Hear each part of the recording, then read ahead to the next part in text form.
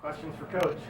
It seemed like the second half, the last 30 minutes of the game, you guys were able to find other gear and kind of kick the game into overdrive there offensively. What was it that you liked about your game before Chad?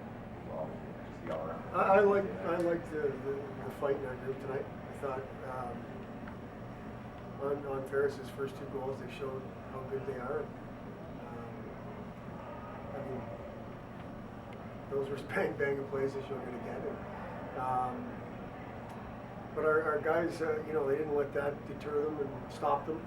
I didn't think our first period was awful. We had 15 shots on goal. We told our guys we were going to have chances. We're going to need to be ready to score. Obviously, the last 40 minutes of the game, we did a better job scoring, which is nice. But it wasn't. I didn't think we were far away. Even at 2-0, I didn't think we were far away. The issue becomes at 2-0 is where are we mentally? And like we've shown in the past, we were right there mentally. We still stayed in it. We were engaged, and we, I didn't like the fact we gave up that third goal after we tied it up off a face-off. But again, the group just hung in there and kept playing. That's what we liked the best. It was our fight tonight. It seems you had two full lines clicking very well offensively, particularly on the forecheck. It really kind of stands out there at the end of the game. They're just kind of playing defense almost like playing offense. What did you like about their playing and then the two forward line getting chances? Well, I mean, what I liked about it was they were just playing. I thought Matt Polkamp was skating all night, so I moved Matt to play with Mitchell and Tyler. And I thought that was a good line for us for most of the night. I mean, we can't take anything away from Cooper's line. There was Cooper had some chances there. I mean, the winning goal was Cooper's line on face-off.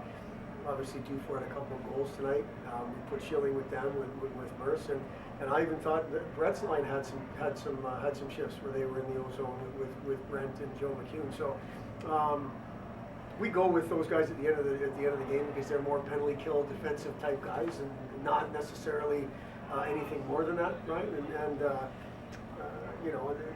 I didn't think anybody was that much better than anybody else up front. Obviously, Kevin scored, but he's capable of that. We know that. I think our guys kept playing.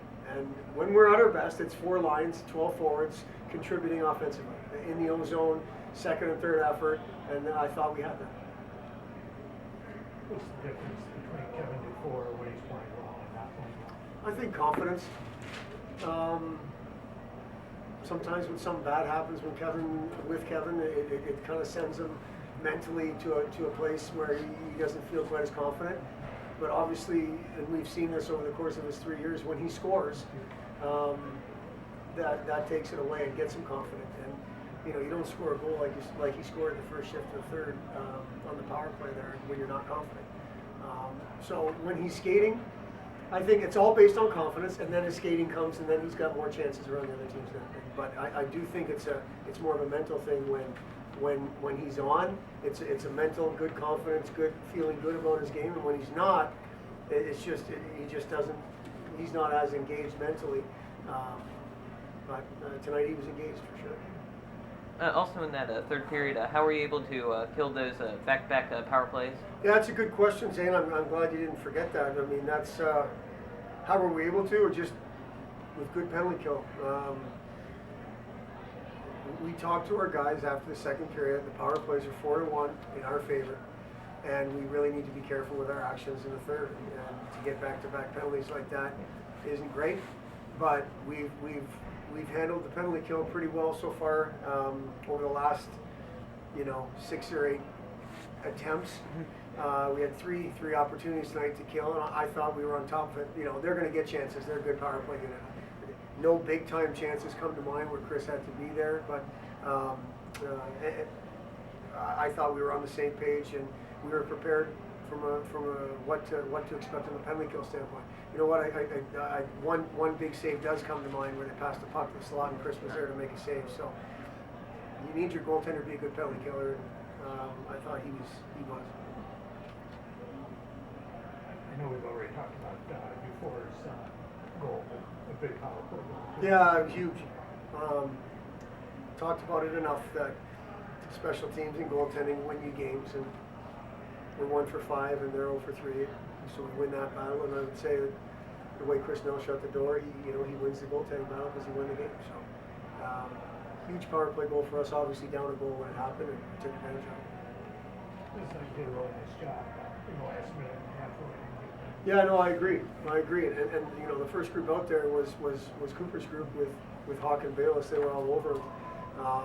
And then Mitchell's group had chances. I mean, I think the shift before that, with 2.5 minutes to go, Mitchell had a couple shots on goal himself. Spezia was around it.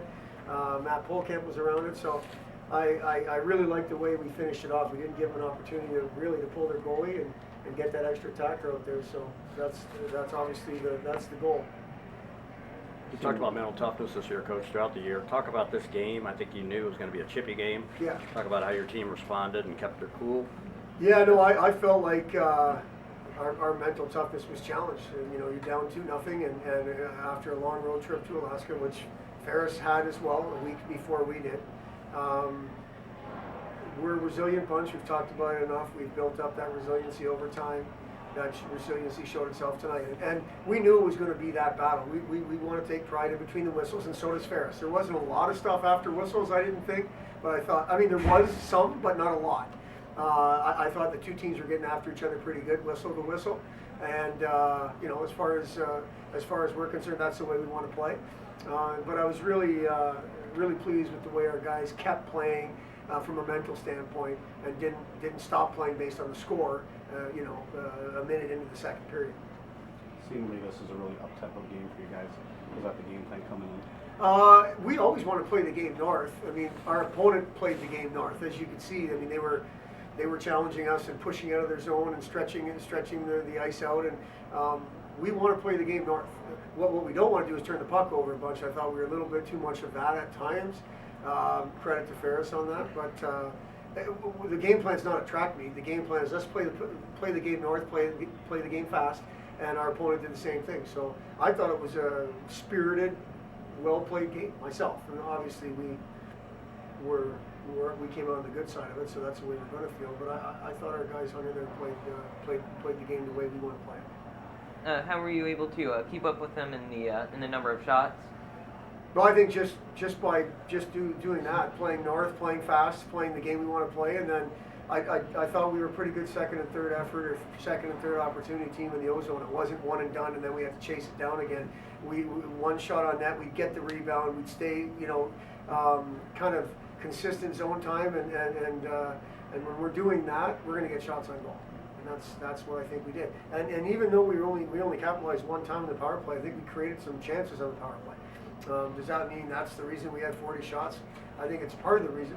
But I like the way we played the offensive zone tonight when we were able to get there with some type of purpose.